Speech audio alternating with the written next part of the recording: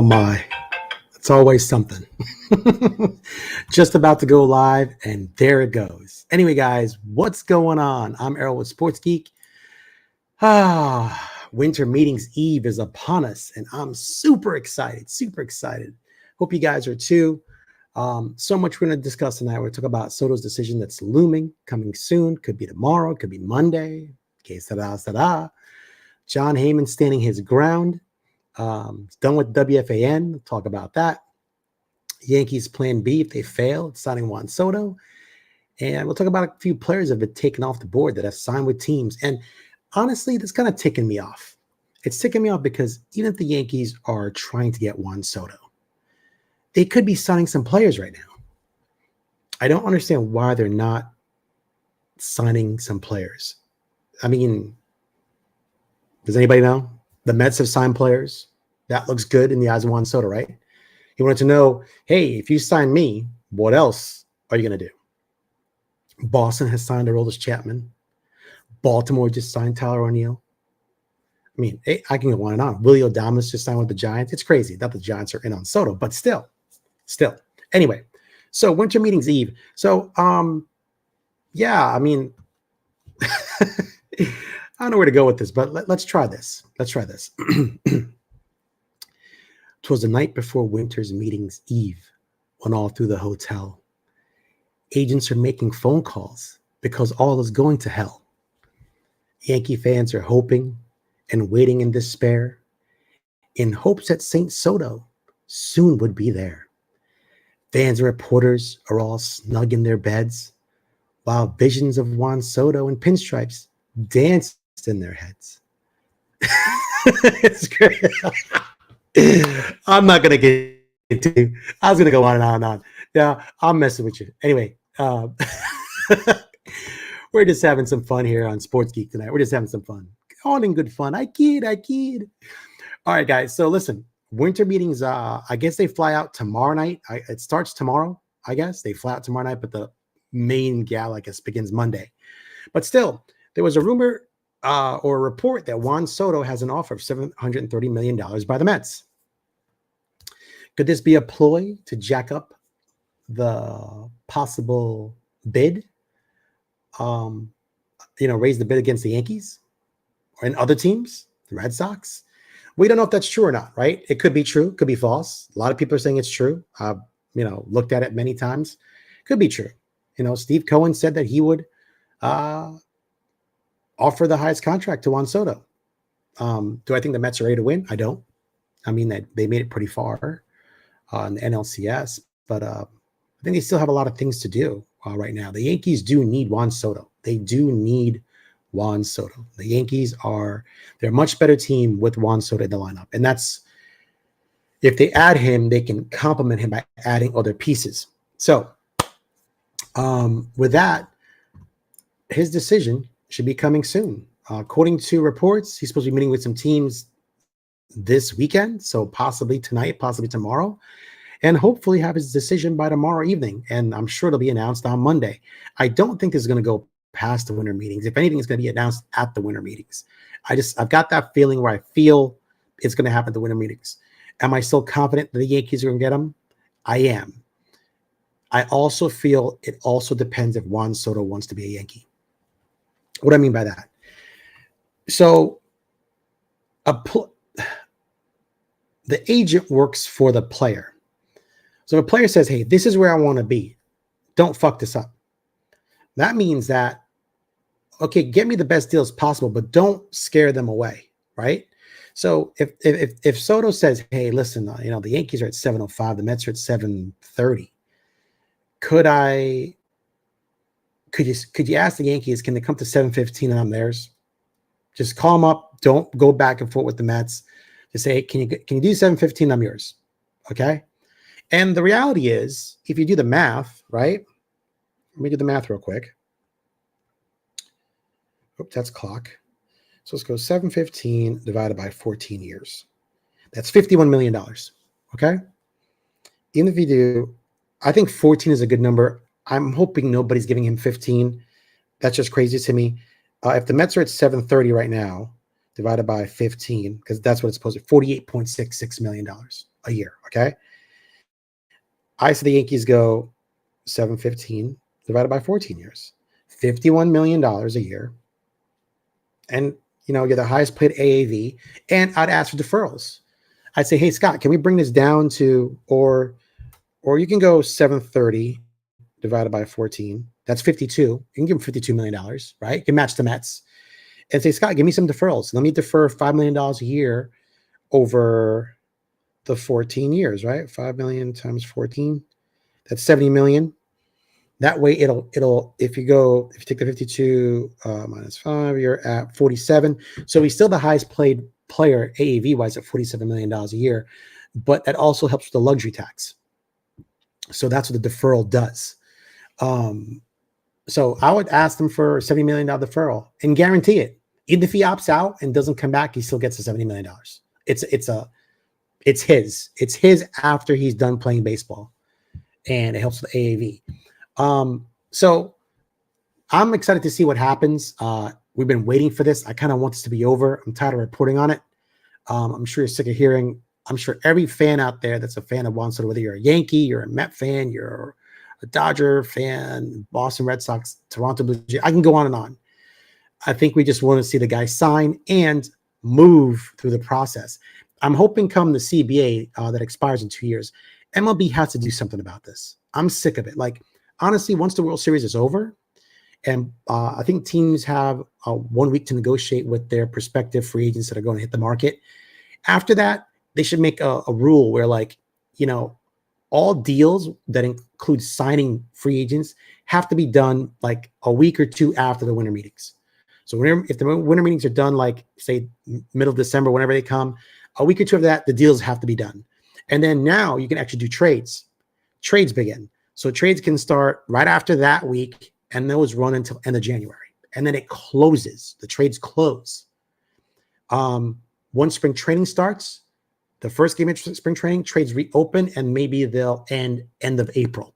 So that's your final chance to kind of stack your team or make adjustments if needed. And then they close until the trade deadline. And they need to push that back too. Last year, the trade deadline, since a lot of teams were still in it competitively, competing, the supply and demand was horrible. So teams are fleecing other teams to make trades.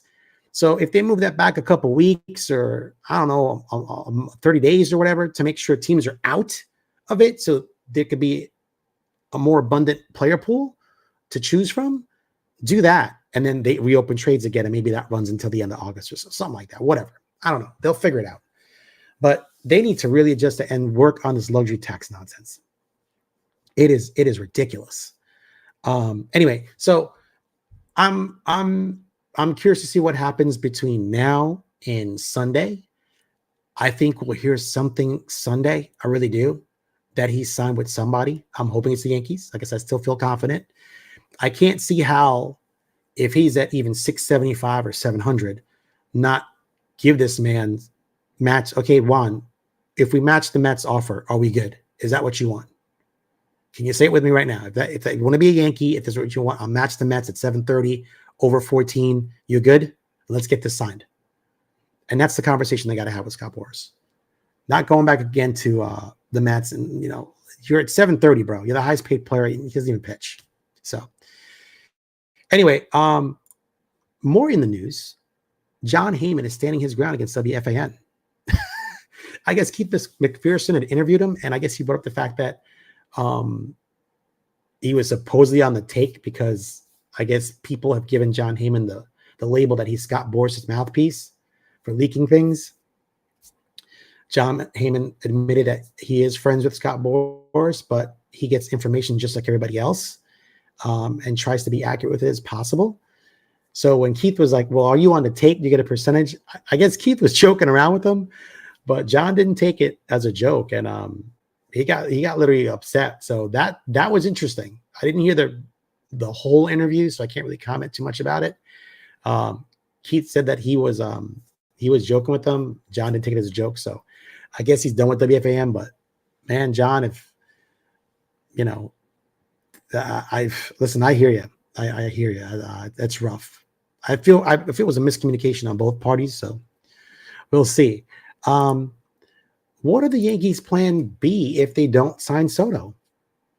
I see a lot of this going around. Social media, people upset with Juan Soto, calling him a merc. I say his agent's a merc, but Juan Soto, once again, if he wants to be a Yankee, he'll tell his agent, I want to be a Yankee. Just make that happen. Let's get him close. Let's make it happen. I think every player has the right to say to your agent, no, you don't. And this is what confuses me with baseball. A lot of people, I guess the agent goes, I'm running the show. You just sit back and relax. That's what you pay me to do. I'm like, no, dickhead. You work for me. So I tell you how it goes down. Yes, your job is to get me the best deal, but I tell you, I pay you. It's not the other way around. And I think, I'm not sure if players talk to their agents like that, as to say, hey, dude, I hired you, bro. At any given moment, I can fire you. So just know your role, right? If I say I want to be somewhere, your job is to make it happen and not fuck it up. So you need to come back with me with information as what they said, what they want to offer, and keep me informed. And I'll make the decision. Okay, that's close enough. Let's do the deal.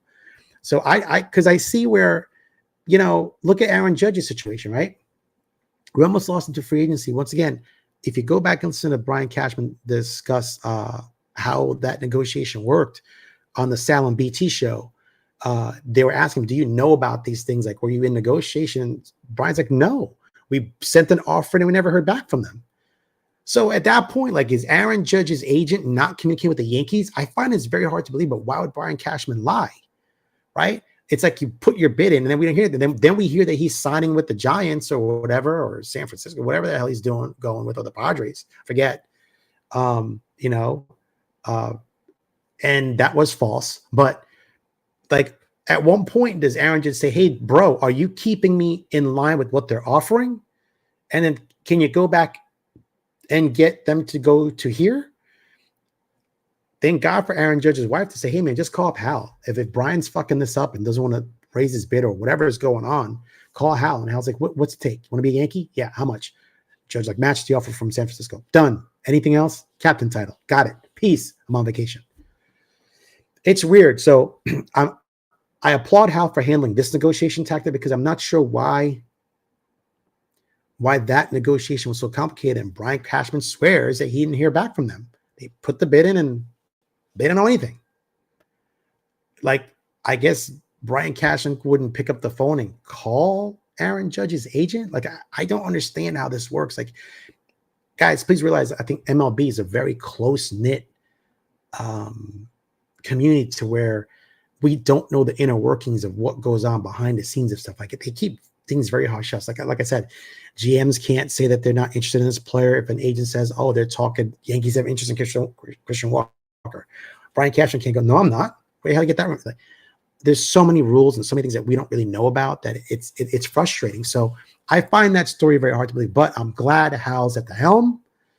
He'll take charge. If he wants Soto and Soto wants to be a Yankee, I think Hal will not be overbid. I think he'll tell Scott Boras, dude, stop playing with me, bro. Tell him we'll match the offer from the Mets. It's a great offer. It's the highest paid player in MLB history, highest AV, and we want him back. And that's it. So we'll see how this cat and mouse plays out. But there really is no plan B. And I'm not making fun of other players. Like, I see a lot of people on Twitter. Let me just do some math here. And they're saying, like, or X. Sorry, guys. I keep calling it Twitter. I hate that platform. So they're like, why can't, they're like, let Soto walk and we'll get 4, 5, 6 players that can, help the team. Okay. Here's why this doesn't work. Let's just take, let's just take 5 players. All right. Say the Yankees lose out on Soto, and your solution, or plan B or plan C, is to sign 5 players to replace him. Okay. We'll play the game of Moneyball and try to recreate Juan Soto in the aggregate, if that makes any sense. I'll show you why this doesn't work. So let's just say these 5 players cost $20 million each. All right, just $20 million. Just keep it average. Times 5 is $100 million. The Yankees' current payroll is, survey set. Shit.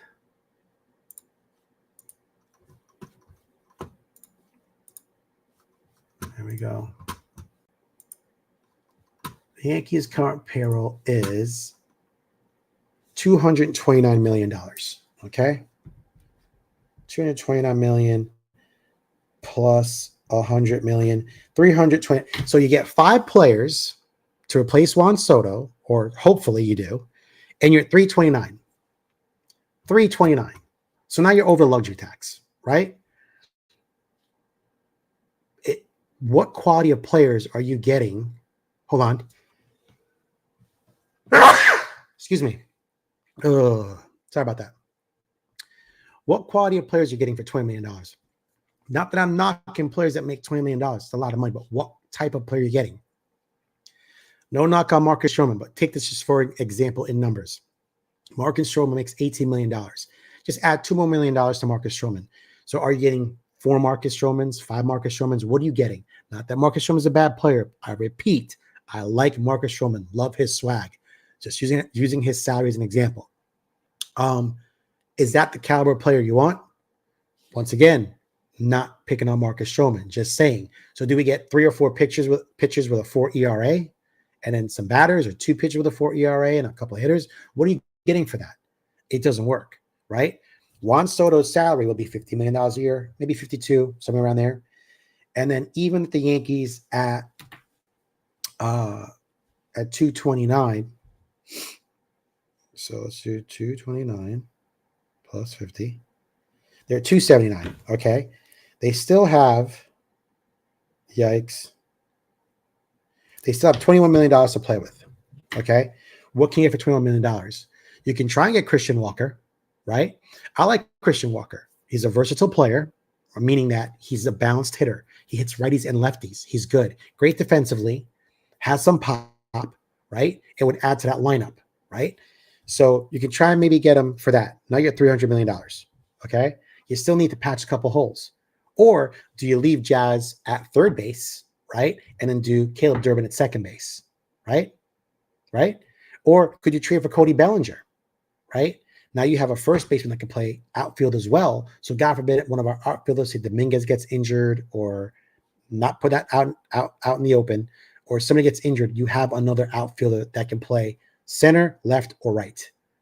And then maybe, I don't know, you TJ Rumfeld or whoever you want from the minors can play first base. Not that you want that, but still, TJ Rumfeld is a good young defensive first baseman for the Yankees, which I'm not sure why they haven't given him a shot yet, but whatever. So you could do that. Or if you're the Yankees, I'd say, fuck it. This is the year to go over the luxury tax. This is the year to go over that luxury threshold. Let's sign Max Fried. Fuck it. You're $300 million. Let's give Max another 26. Now you're 326. And what else do we need? Do we make some trades? Do we trade for a Yandy Diaz? Do we pick up a Carlos Santana? Who do we pick up? Because next year, the Yankees, here it is, folks. This is 2025. Next year, 2026,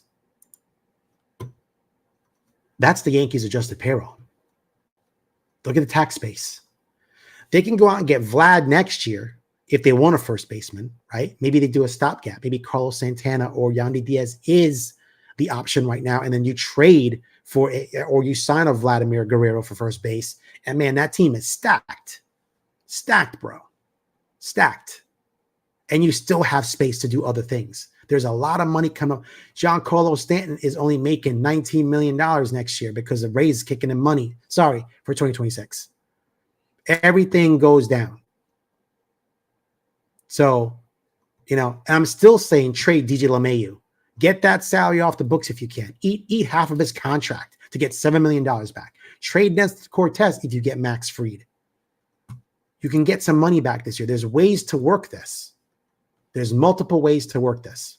So I'm all for, going over the Steve Cohen tax this year because you can reset it next year and have plenty of money off the books to play games with.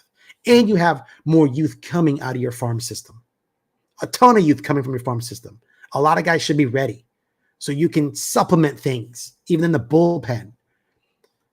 Listen, guys, if the Yankees did you know that the Marlins wanted George Lombard Jr. In the Jazz Chisholm trade, along with Augustine Ramirez and I forget the other guy's name, whatever. The Yankees like, no, this is good enough. And the Marlins took it. We got Jazz and they got Augustine and what the hell is the other? Whatever, the other guy, right? So if they weren't going to part with George Lombard Jr., because I look at where the Yankees prospect capital coming from to make all these trades that people think they can make. If they weren't going to trade George Lombard Jr. in that, you think you're going to trade George Lombard Jr. to get Yandy Diaz with only 2 years of control? Ain't happening. Maybe Roderick Arias still trade, maybe, because they have Volpe, right? Maybe. I don't know. I'd like to see Roderick Arias stay. Are they going to trade Spencer Jones? His value is down right now. You know, this rumor's floating about trading Jason Dominguez. What's going to happen there? Right? Which I hope they keep Jason Dominguez. The kid deserves to play. So there's there's a lot of other guys that we don't know about that are hidden gems in that farm system. The Yankees have a great farm system. It yielded Aaron Judge,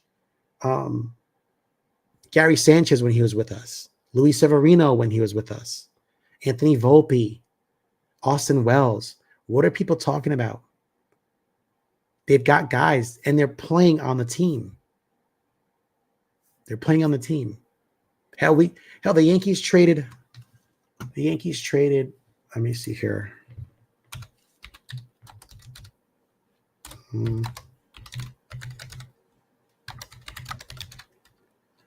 looking up someone. Give me a second, guys. I think it's 5 players.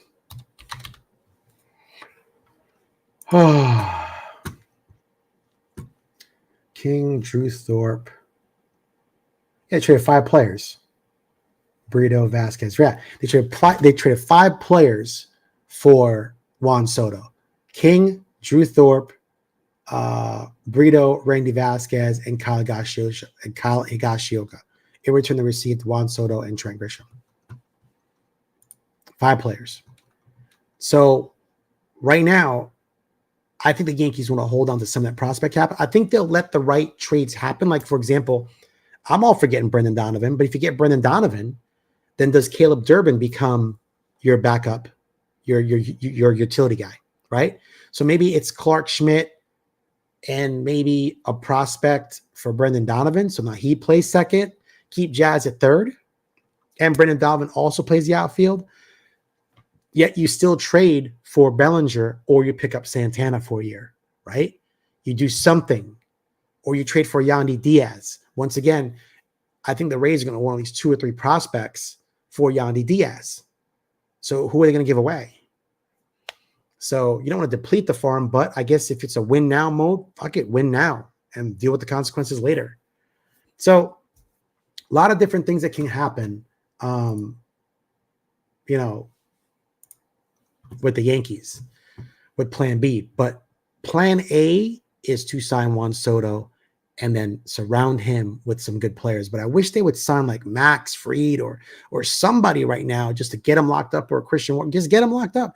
Show Juan Soto you're doing the right thing by him, because when he had the meeting with y'all, he wanted to know with every team, what you're going to do if you sign me. I'm sure the Yankees have an idea, but dude, players are coming off the board, which leads to this segment. Clay Holmes is now a Met, 3 years, $38 million. Willie Adames, 7 years, $182 million. Tyler O'Neill is now a Baltimore Oriole. Shane Bieber decided to re-sign with the Cleveland Indians. I think it's $16 or $18 million, something like that. Crazy. Baltimore Orioles got better. They got a thumper. They got a big bat. People are falling off the board. So it tells me that GMs are not waiting for Juan Soto. They want to get things done. I think it's the right move to make. I think, honestly, the Yankees should make a move right now. Either go get Christian Walker or like I said, my biggest thing with Christian Walker is he's older. But I like the fact that he can hit righties and lefties. That's positive. But I do worry about his age. Cody Bellinger, that would be a good move as well. Once again, very good first baseman, very good outfielder, versatile, right? If the Cubs can eat some of his money, and then what kind of prospect capital are they looking for? Do they want a Clark Schmidt? Do they want Nestor Cortez and a few prospects? What do they want? Because they're trying to save money, and how much can we ask them to eat? Are they going to give us, belly for 20, they're going to eat $7 million? Then that's a good deal, right? You're getting him below the Christian Walker price, and that's what you're going to pay Rizzo anyway. So that actually saves some capital. Remember, I had $21 million left. So if they can eat $7 million, there's your 20 mil right there. So now you get 300, and then you sign Max Fried, you're at 326, and you could backfill it. Now you make trades, get some other things. You get Stroman off the books and get DJ LeMahieu off the books, get Trevino off the books, Nestor off the books. You don't need all these pitchers. You got Cody Poteet and Brubaker down in the minors. Those are your starters if you want. So a lot of things can happen between now and the Soto announcement. So yeah, that's my take on it. And I'm hoping that tomorrow we'll have some positive news. Like I said, I still feel good about it. If he wants to be a Yankee, he's going to be a Yankee. If he doesn't, if he wants just the most money, then that's it. And you can't be mad at him, guys. Think about it. If you guys are offered a job, right? And you would want to maximize the money you can get. I know I would. If I had people clamoring for me saying, hey, we'll give you this amount of money to do this, I want to maximize my pay, my value. I think it's fair that you get what you're worth or what you feel you're worth. He's a generational hitter. He is. And he's young. The Yankees are going to get him during his good years. And even if he opts out by the time he's 30, if they don't want to pick it up, let him opt out. They got him until he's 30. How many more years is he going to be good? Right? Maybe another 5, maybe another 6. So you give him a 10-year deal. Then once again, you're paying for the 4 years that he's not. But the opt-outs basically maximize his value again. So maybe he's making $55 or $60 million in 4 years. Once again, with the Yankees youth movement, they'll have that capital and revenue and cash flow to do that because they've got some good young kids coming up. It's not going to be a problem for them, right? Cole's getting older. His contract's going to fall off. Rodon's contract's going to fall off. Judge is only going to be here for so long. It's all coming off, and there's only one Juan Soto. The next big contract, let me see something here. Let me go Bobby Witt.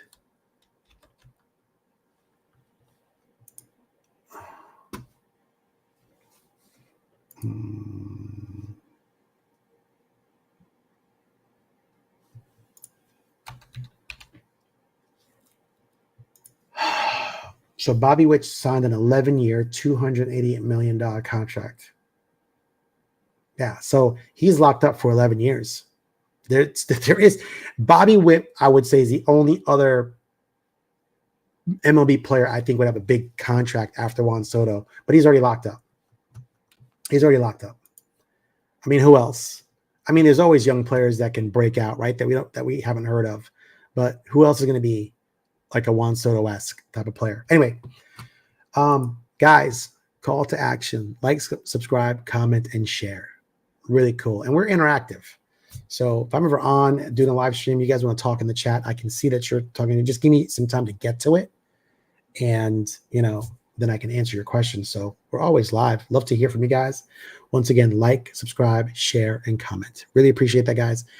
I'll keep watching Google and see what pops up for Juan Soto and go from there. And hopefully we'll get some good news, some positive news, and we can start the offseason right. So I'm Errol with Sports Geek, your friendly neighborhood host. And I'll see you guys later, man. Have a great weekend. And hopefully we'll see what happens tomorrow or later tonight. All right, guys. Peace out.